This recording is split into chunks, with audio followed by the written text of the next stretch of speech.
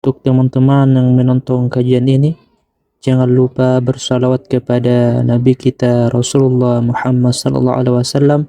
Allahumma salli ala Muhammad wa ala ali Muhammad. Apa itu at-taubah? Ya, at-taubah itu dia bagi kemudian jadi tiga syarat. Tapi sebelum dia menyebutkan syaratnya, Imam Nawawi mengatakan, qala al-ulama at-taubatu wajibatun min kulli dzanbin.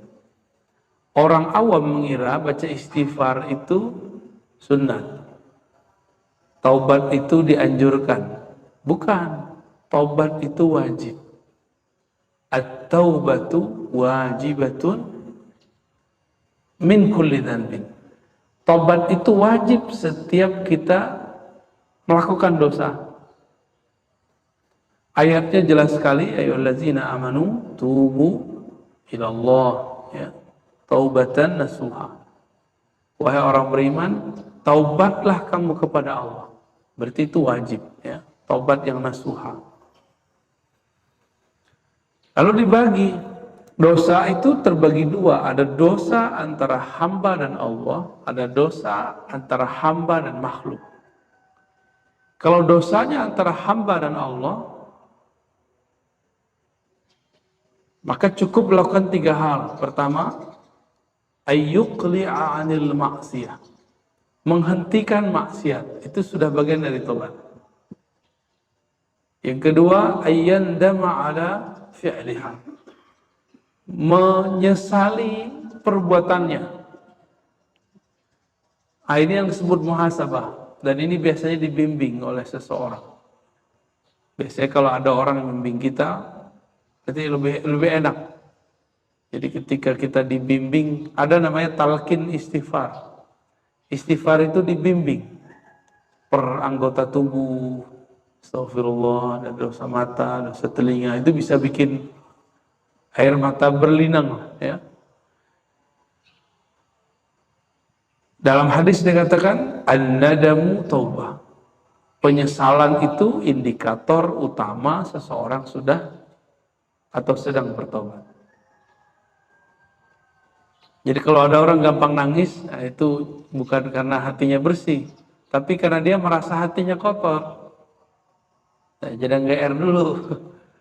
Karena kita merasa kita kotor, maka kita nangis. Ya. Yang ketiga, kalau dosanya masih kepada Allah, ayya'zima alla ya'uda ilaiha abada.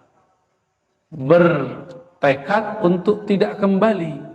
Bukan berarti dijamin tidak kembali. Itu dua hal yang berbeda. Apakah kalau orang tobat hari ini, besok dijamin dia nggak maksiat? Nggak tahu juga. Yang penting sekarang dia berniat dulu tidak kembali. Kalau besok takdirnya dia maksiat lagi, ya dia tobat lagi. Gitu. Ini berbeda dengan pemahaman banyak dai dulu. Kalau kamu tahu berapa dai, tobat cukup sekali. Ya. Bukan tobat cukup sekali ya. Setelah tobat tidak ada lagi maksiat. Maka nggak boleh tobat sambalado. Tahu sambalado, Pak John? Pak John makan waktu di Jambi ada sambalado nggak? Pedes, tapi nggak kapok, malah diulang kan gitu. Itu ilustrasi yang sebenarnya saya yakin itu bukan dari Allah, tapi dari iblis. Akhirnya orang-orang ngomong, ya sudah nanti aja tobatnya kalau udah tua. Itu cara iblis ngomong, kamu nanti aja tobatnya. Karena sekali tobat jangan maksiat lagi. Bukan begitu pemahamannya. Kalau sudah tobat, besok itu urusan Allah lagi. Kalau terjebak maksiat lagi, tobat lagi. Gitu aja.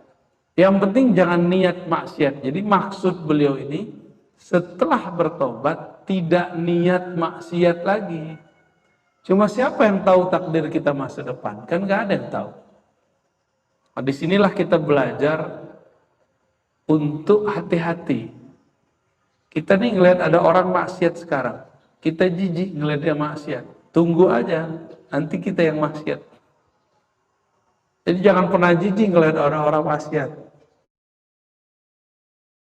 Menghina orang yang maksiat, itu berbahaya itu.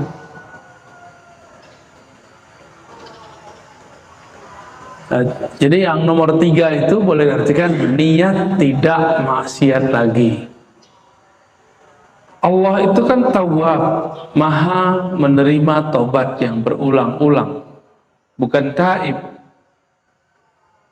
Berarti kalau keliru lagi ya tobat lagi, keliru lagi tobat lagi, seperti itu. Oh ini dong main-main, bukan main-main. Kita nggak tahu masa depan kita. Ada yang bisa jamin setelah pengajian ini matanya nggak maksiat, kan nggak ada. Ada yang jamin setelah sholat kolbunya nggak lalai kepada Allah, kan nggak. Bagi saya satu nafas lupa kepada Allah itu maksiat. Mungkin kalau bagi kebanyakan orang maksiat itu ngambil punya orang, ya kayak gitu-gitulah ya, maksiat zahir. Enggak, maksiat itu jelas di Quran. Allah mengatakan uzkurullah zikran katsira. Zikir banyak-banyak, kita zikirnya dikit. Berarti kita sudah maksiat. Maksiat itu artinya durhaka. Allah bilang zikir yang banyak, kita zikir sedikit. Itu sudah durhaka sudah, ya. Wa in kanatil ma'siyatu ta'allaq bi adamihi fa syurutuha arba'ah. Kalau berkaitan dengan manusia, jadi kita ini dosanya melibatkan manusia, menyakiti orang atau mengambil hak orang. Maka ditambah 3, ditambah 1 lagi, 4. Mengembalikan haknya jika itu kita mengambil haknya, dan yang kedua satu paket itu ya, mengembalikan haknya dan minta ridho kepadanya. Nah itu yang paling penting ya. Kalau orangnya kita omongin, kita gibahin, istahallahu, minta supaya dia memaafkan. Wah ini dosa ngomongin orang banyak banget ya. Kalau mencaci haddu qazaf, jika kita pernah memfitnahnya, maka harus meminta maafnya. Jika menggibahnya, meminta halal darinya. Wajibu ayyatuba min jami'i dzunub fa iddama min ba'daha sahat taubatuhu inda ahlil haq. Ya.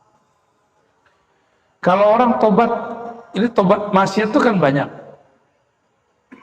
Kalau dia tobat cuma separuh maksiat, ya separuhnya diampuni, separuhnya enggak. Itu disebutkan di sini. Dalil mengenai tentang taubat ini sangat banyak. Nah, jadi salah satu metodologi Imam Nawawi, beliau nukil ayat terus hadis. Ayat dulu baru hadis ya. Ayat pertama yang dinukil banyak sekali kata beliau ayat tentang taubat, tapi diringkas cuma jadi 3. Ayat yang pertama surat An-Nur ayat 31 ya. Watubu ilallahi jami'a, dan bertobatlah kepada Allah hai orang-orang beriman semuanya. Ya, ayyuhal mu'minun la'allakum tuflihun, supaya kamu mendapatkan kemenangan. Dalam tradisi ahli rohani, orang tidak akan mendapatkan kesuksesan qalbu rohani kecuali dia mulai melalui pintu taubat. Ini ayatnya. Jadi taubat itu babul falah, pintu kesuksesan rohani. Maksudnya gini, taubat itu sama kayak bersih-bersih. Kita punya baju kotor, dipakai dulu atau dibersihin? Kalau kita punya baju, ya dibersihin dulu baru dipakai. Kita mau masuk rumah, kaki kita kotor, langsung masuk atau dibersihin dulu kakinya? Dibersihin dulu kakinya, itu yang disebut taubat. Kalau kotor di kaki, kaki yang dibersihin. kita mau masuk masjid tapi lagi junub, mandi nggak? Itulah yang disebut dengan taubat. Jadi at-taubatu babul falah. Taubat itu awal dari kesuksesan rohani. Jadi orang kalau tidak mulai dari taubat, apa yang terjadi? Jika dia beragama, misalnya tadi dia orang awam nih. Orang awam hijrah, kan sekarang lagi tren namanya hijrah. Taubat. Kalau dia tidak taubat dari kolbunya yang bermaksiat, kolbu itu ada dosa. Ada orang hijrah cuma pekerjaan doang. Hijrah dari pekerjaan bank, hijrah dari rentenir, itu hijrah zahir doang. Ada yang hijrah cuma dari jilbab menjadi pakai jilbab, dari pakai celana ke pakai sarung gitu, atau celana di bawah kaki menjadi jingkrang. Itu baru zahir. Dari tidak berjenggot jadi berjenggot, itu baru zahir, nggak ada efek kepada rohani. Yang ditobatkan harus semuanya, itu kata Imam Nawawi tadi. Maka wa tubu ilallahi jami'a, ini juga bisa berarti jami'an, ini bisa berarti tobatnya utuh atau orang berimannya utuh. Jadi tobatnya zahir batin. Misalnya kita pernah sombong, sombongnya ditobatkan. Ya Allah, aku sombong, ampuni sombongku. Pernah sombong nggak? Pasti pernah sombong. Nggak ada manusia nggak pernah sombong. Saya aja pernah sombong. Ya. Orang ngaji kitab ini, ngerasa lebih pinter dari orang, itu paling bahaya itu. Pernah ngerasa lebih suci dari orang nggak? Pasti. Merasa lebih banyak wirid dari orang? Pasti pernah. Ya. Merasa lebih baik daripada orang lain dalam hal apa saja, itu kibir, sombong. Dan itu harus ditobatkan. Harus diikrarkan, ya Allah, aku sombong. Aku pernah merasa lebih baik dari orang lain. Kita berbaris di sini satu soft. Terus perasaan kita merasa lebih benar dari orang samping, udah itu sombong. Harus ditobatkan itu. Kalau enggak, apa yang terjadi? Kalau dia hijrah dari orang biasa kemudian menjadi berpenampilan soleh, kolbunya belum berubah, apa yang terjadi? Kalau dulu masih awam, sombongnya dengan duit, sombongnya dengan mobil, dengan rumah, sekarang ganti. Sombongnya pakai agama. Dia menyombongkan amalannya. Dia nyombongin aliran kelompoknya. Makanya ada kelompok nggak mau dengerin kelompok lain, itu kan karena sombong. Ada orang nggak mau dengerin majelis selain majelis yang sepaham dengan dia. Itu bagian dari kesombongan sebenarnya. Ya. Dan itu lagi banyak sekarang. Dan dijadikan sebagai tren beragama gaya baru.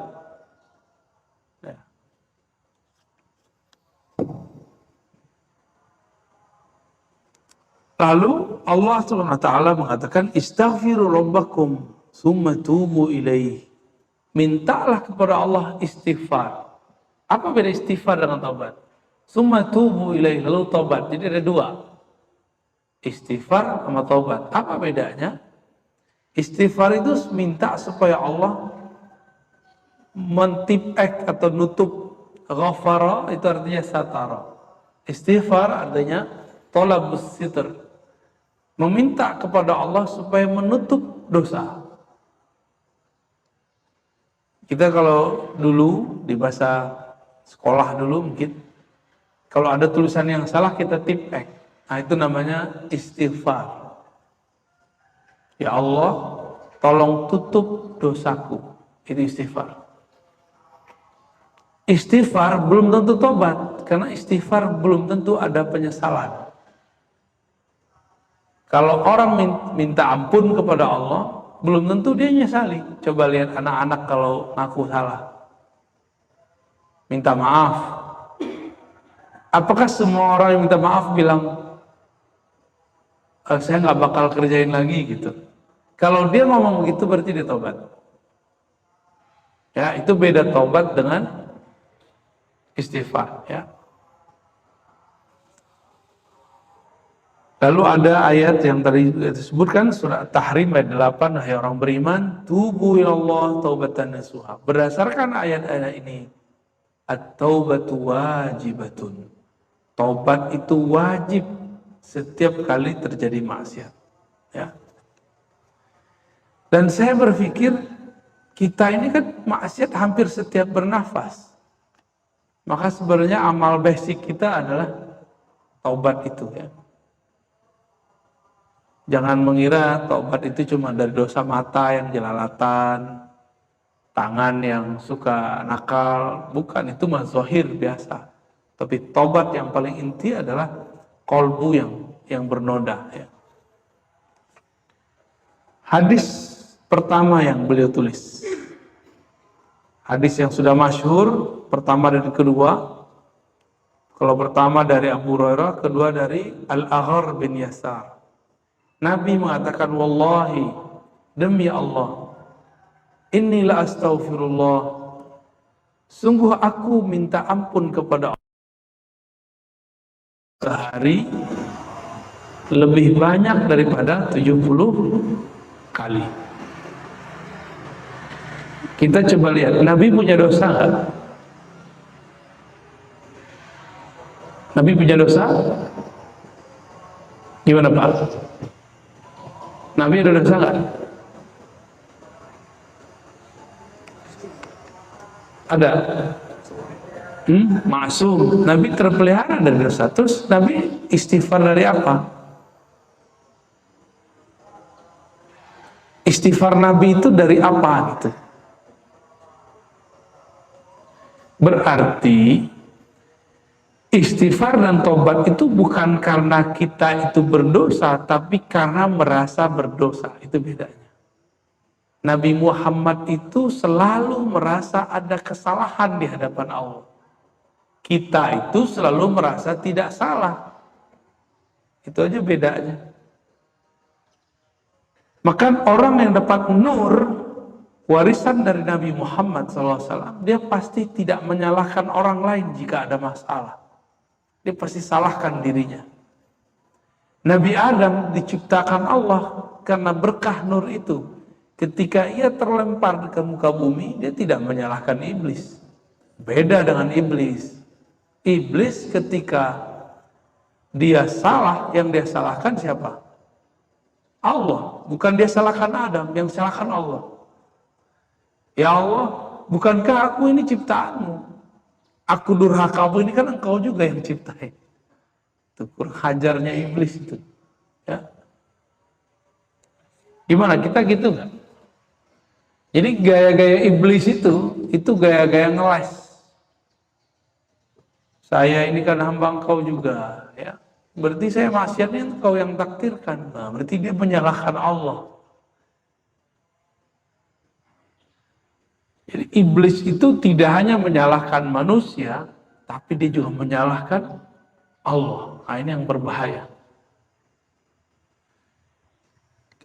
Maka kalau di komplek kita misalnya ada orang suka nyalah-nyalahin orang lain, itu udah pewaris iblis sudah, ya. Gampang aja, ya. Lihat aja di masjid ada kesalahan, terus lempar ke orang, itu iblis tuh dalamnya, harus tobat. Tobat dari karakter iblis. Gitu.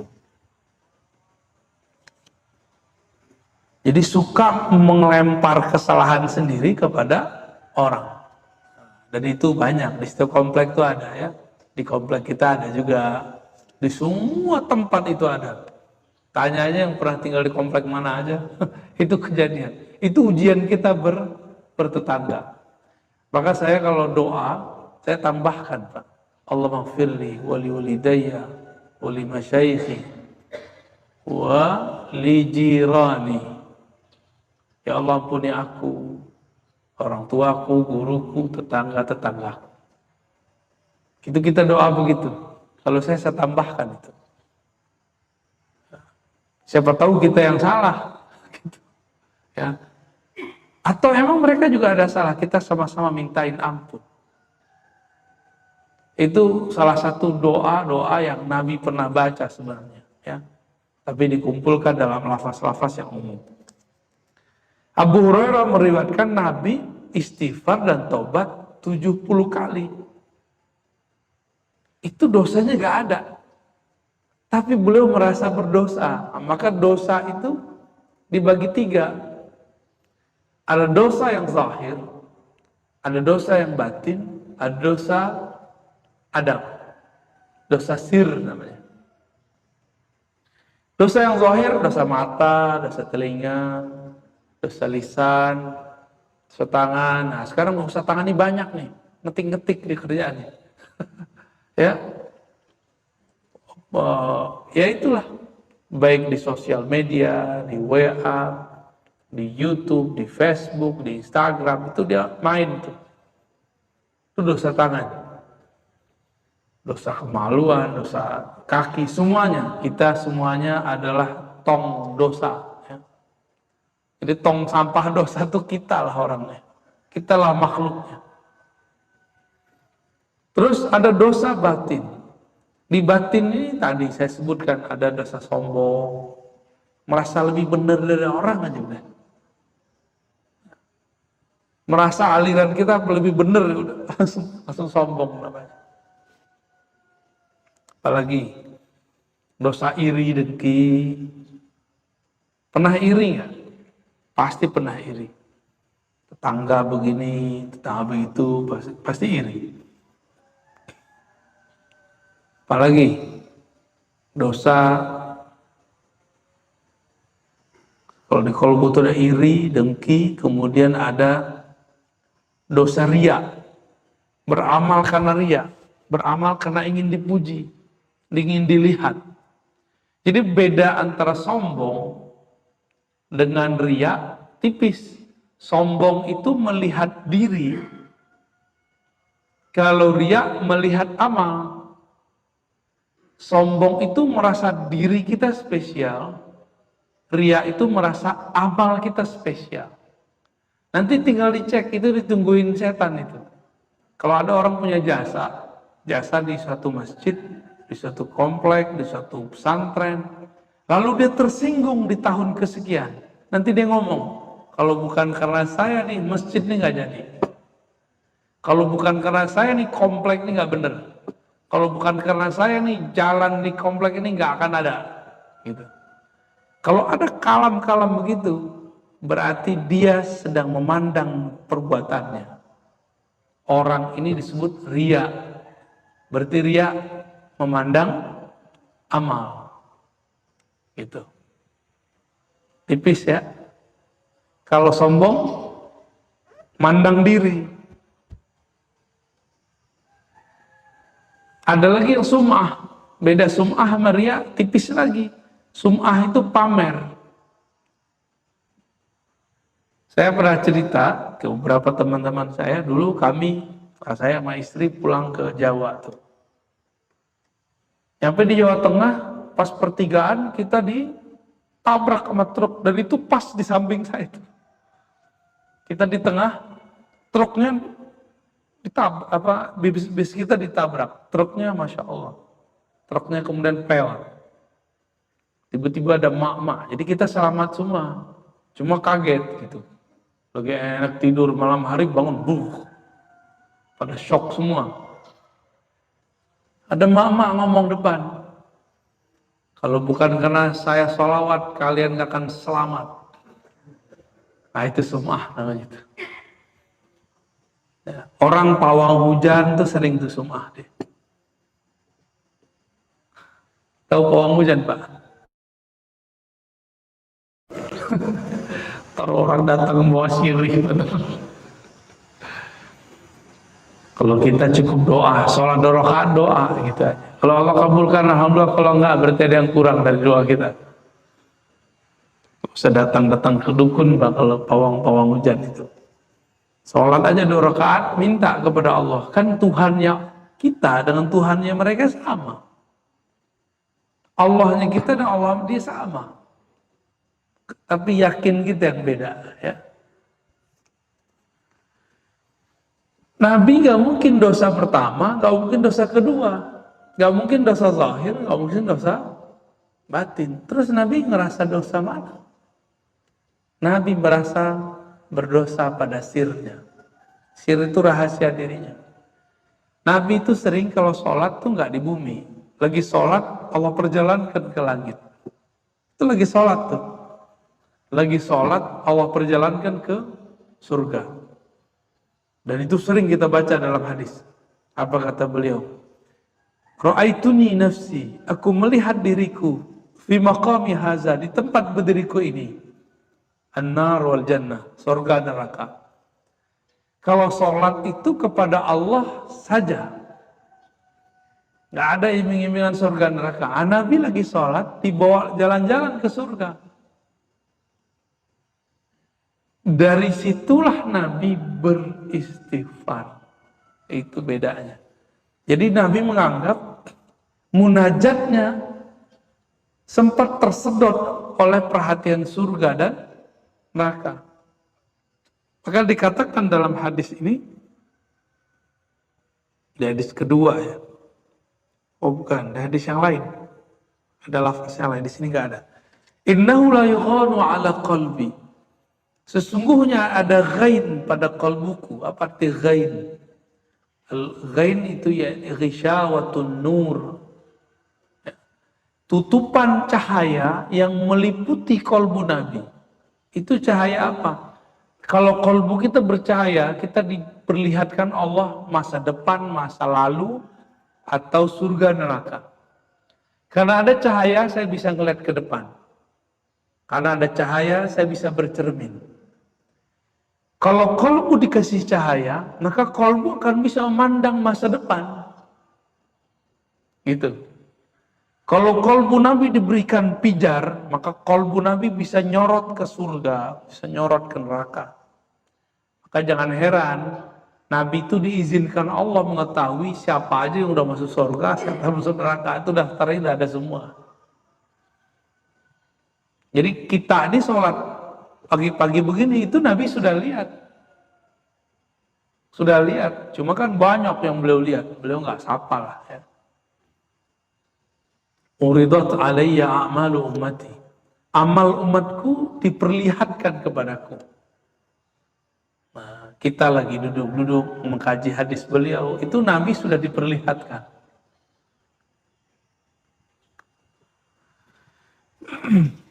Kira-kira kalau Nabi sudah lihat gimana Pak? Ada kita di situ. Boleh GR nggak? Nggak boleh GR. Yang ada syukur. Alhamdulillah kita dipilih masuk ke dalamnya. Itu aja yang kita syukuri. Bapak Ibu, kita senang nggak kalau ada anak, teman, atau murid kita ngaku salah? Senang nggak? Anak kita salah terus dia ngaku.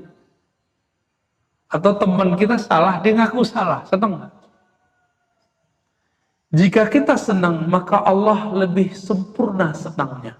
Disebutkan dalam hadis ketiga dari Anas bin Malik.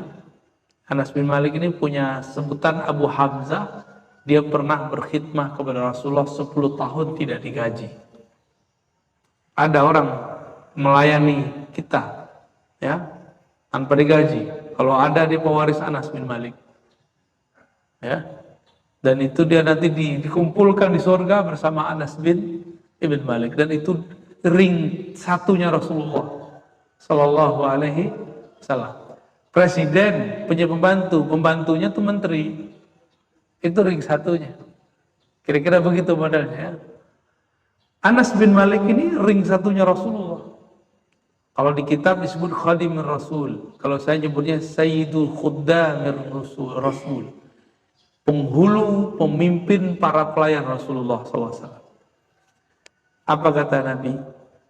Kata Anas, Rasulullah SAW pernah mengatakan kepadaku, Lallahu afrah bitaubati abdi min ahadikum saqata ala bahirihi wa qad adallahu fi ardi fala.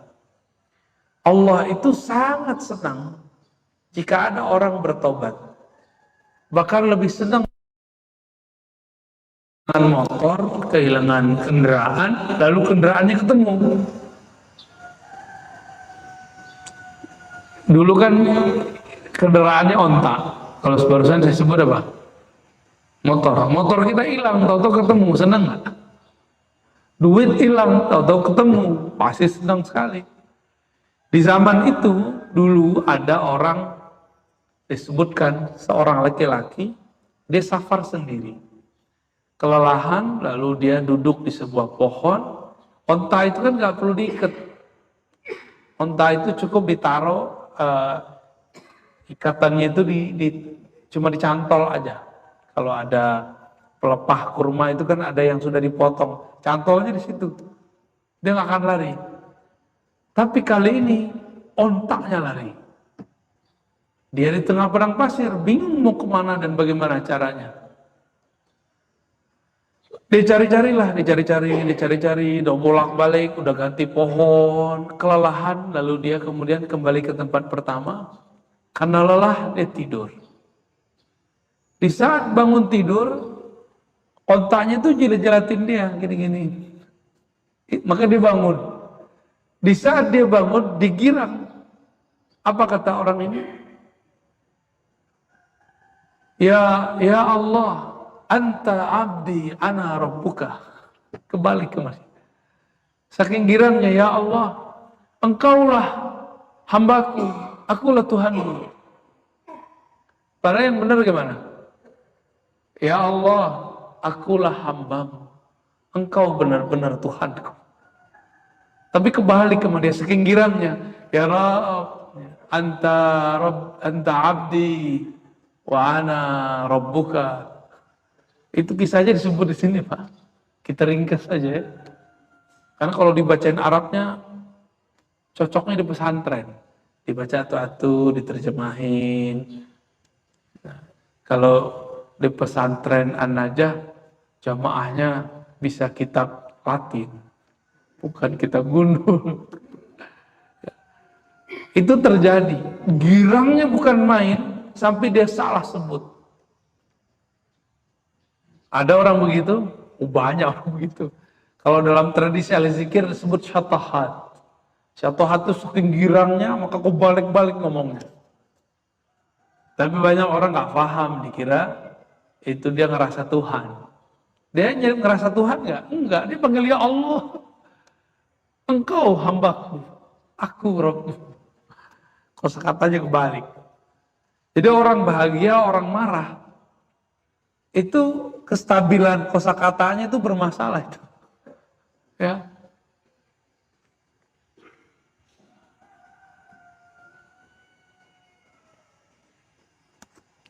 Hadis berikut ya.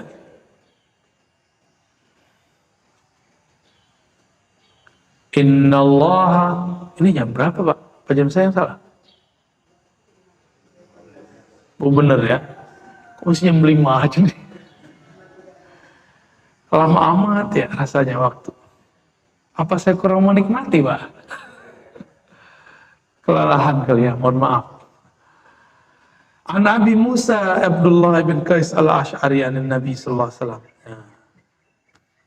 Tobat itu tidak mesti malam hari, nggak mesti depan kiai. Ini perbedaan agama Islam dengan agama lain. Di agama lain, tobat itu harus ada pengakuan di depan pemimpin agamanya, agama tertentu ya. Tapi dalam Islam, siapa saja bisa bertobat kapan saja. Siapa saja boleh dapat bertobat kapan saja. Coba kita lihat.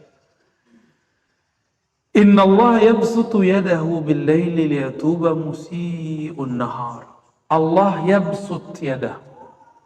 Allah mengembangkan, melepaskan yadnya.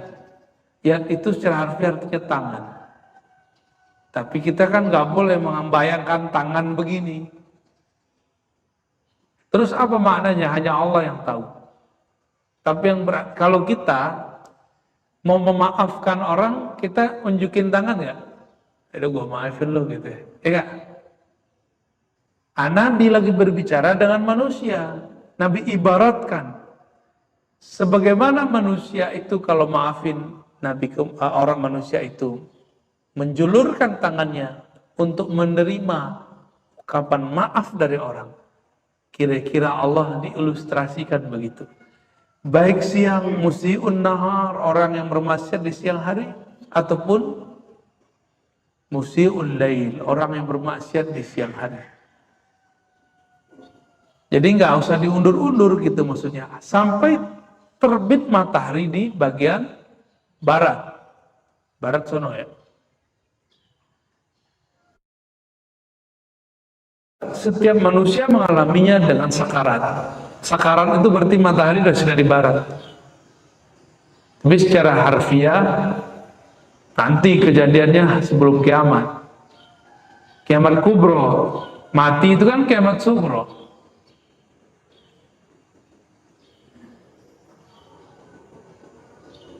Ada makna lain dari maksiat siang dan malam. Bagi Imam Ibn Arabi, maksiat siang itu maksiat ketika engkau merasa dilihat manusia.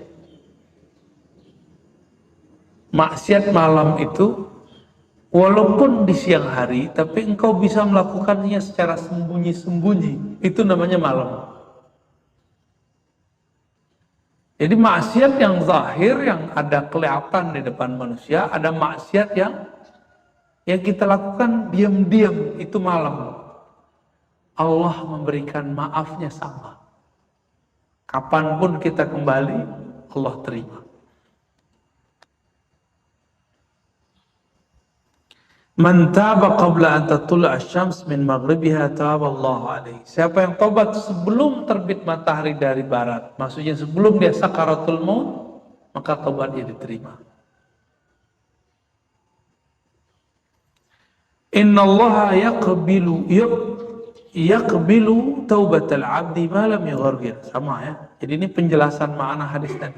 Selama belum sakaratul maut, maka taubat diterima.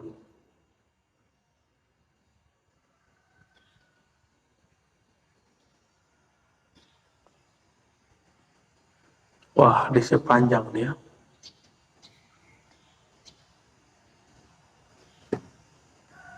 Cukup dulu lah. Tadi ada tiga dosa Pak, yang paling penting. Dosa zahir, dosa batin, dosa sir. Nabi itu tidak mungkin dosa pertama, kedua, tapi merasa dirinya punya dosa sir. Dosa sir ini maksudnya ke adab. Masuknya ke adab. Nabi itu merasa tidak sopan. Nabi Nuh itu enggak dosa. Wajar udah 950 tahun dakwah, dicuekin sama kaumnya, malah dipipisi, diein itu kapalnya. Apalagi Nabi Ibrahim enggak dosa ketika berbicara berbohong tanda kutip. Tapi dia merasa berdosa. Nah, inilah beda Nabi sama kita. Kita dosa tidak merasa, Nabi tidak bermaksiat, tapi merasa bermaksiat. Nah, itu maksudnya ke bab adab. Kalau kita sudah masuk ke bab itu, berarti orang ini pewaris Nabi. Tapi kalau baru di bab pertama, kedua, orangnya disebut mukmin aja. Tobat dari zahir, mukmin biasa. Tobat dari sebatin, ini wali, awal kewalian. Tapi dosa, adab, itu adalah wali-wali besar, arifin billah. Ya, belajari itu Bapak Ibu. Cukup Pak Haji? Udah ya? Sampai jam berapa tuh? Syuruknya jam berapa? 5:30. Ada pertanyaan? Nggak ada ya? Langsung bilang nggak ada aja Pak. Beres? Cukup? Cukup dulu lah ya. Bapak Ibu yang berkenan Allah, semoga kita dijadikan orang yang bertobat. Nanti ada beberapa hadis mengenai tobat ini dan sangat indah kisah-kisahnya. Nanti kita hikayatkan dengan hikayat yang cocok dengan bahasa Indonesia insya Allah. Semoga Allah menerima tobat kita Jangan pernah undur, jangan pernah merasa suci, menjadilah orang yang selalu merasa ada maksiat kepada Allah sehingga kita doyan bertobat. Ja'alana Allah minat tawabin wa ja'alna minat tawabin al-mutatahhirin. Semoga Allah menjadikan kita orang yang tawabin dan mutatahhirin. Rabbana atina fid dunya hasanah wa fil akhirati hasanah wa qina adzabannar. Wa sallallahu ala sayyidina Muhammad walhamdulillahi rabbil alamin. Assalamualaikum warahmatullahi wabarakatuh.